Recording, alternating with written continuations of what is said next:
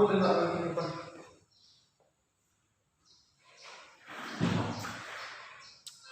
kawan-kawan, Assalamualaikum warahmatullahi wabarakatuh. Waalaikumsalam warahmatullahi wabarakatuh.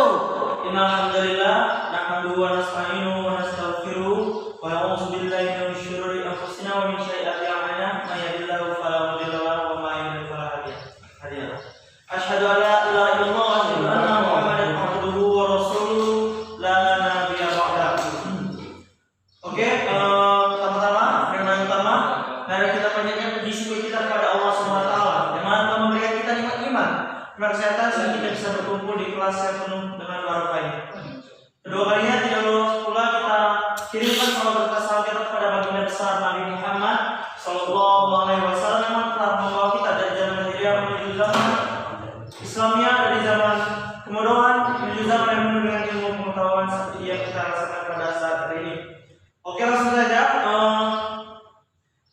Minggu ini teman kita akan membahas tentang akhlakul karimah.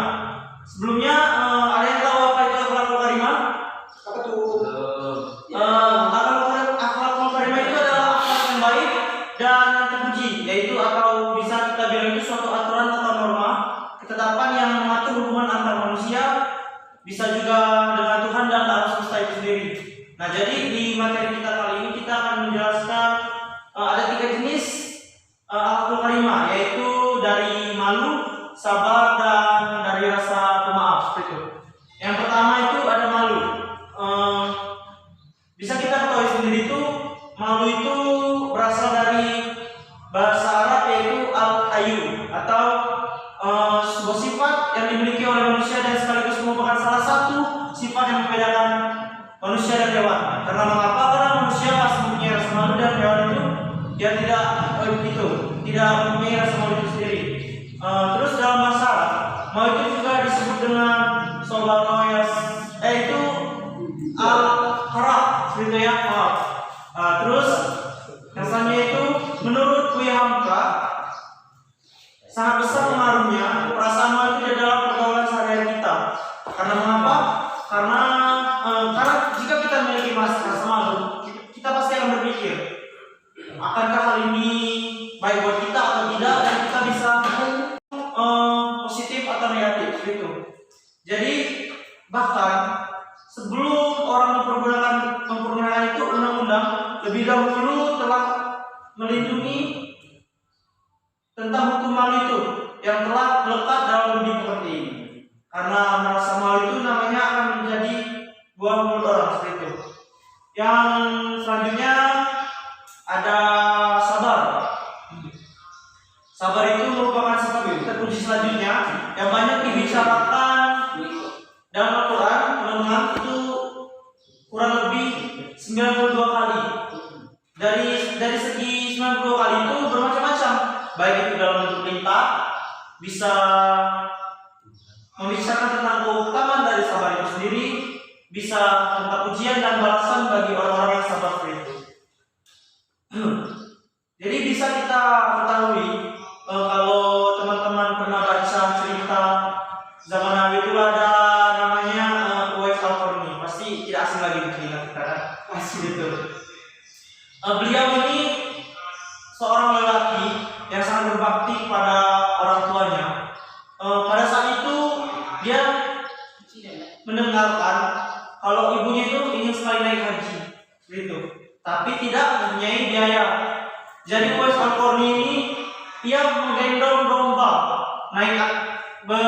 bolak-balik naik atas bukit dengan maksud untuk agar bisa menggendong ibunya sampai ke Mekah. Namun tujuan mulainya tersebut itu tidak diketahui oleh orang, malahan dia disebut orang gila pada masyarakat sekitar karena dia bolak-balik menggendong domba tersebut. Jadi pas saat dia merasa telah cukup, telah mampu untuk menggendong ibunya sampai ke Mekah tersebut, dia gendong ibu sampai ke Mekah dan sampai hari ini menjadi kisah inspiratif bagi kita seperti itu. Jadi apapun kalau suatu hal kita lakukan niat karena Allah dan yang utamanya itu sabar, pasti akan membawakan sebuah hasil yang tidak akan mengecewakan seperti itu. Terus selanjutnya ada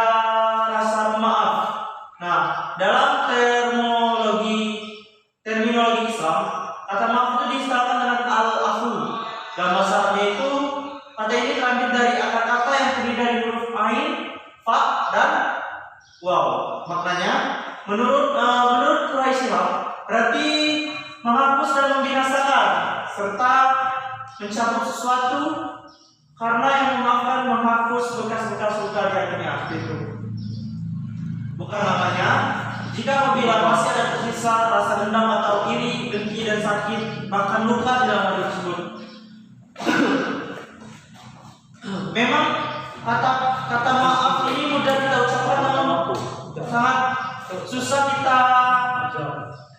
kita terapkan gitu ya. Karena rasanya itu memang tidak bisa didefinisikan gitu. Karena setiap orang itu mempunyai rasa sakit dan luka yang berbeda gitu. Kalau anak zaman sekarang itu perlu kita ketahui, kata banyak cenderung lukanya itu karena cinta gitu kan. Karena seperti kita ketahui para ulama dulu juga berkata, karena Ali bin Abi Thalib pun pernah berkata juga, kalaupun saya sudah pernah merasakan semua rasa sakit, tapi rasa sakit yang paling sakit itu adalah berharap pada manusia itu. Jadi tidak ada gunanya kita berharap pada manusia itu. Seperti itu. Jadi kita berharaplah hanya kepada Allah Subhanahu wa taala. Oke, sampai sini ada yang ditanyakan? Rekan-rekan?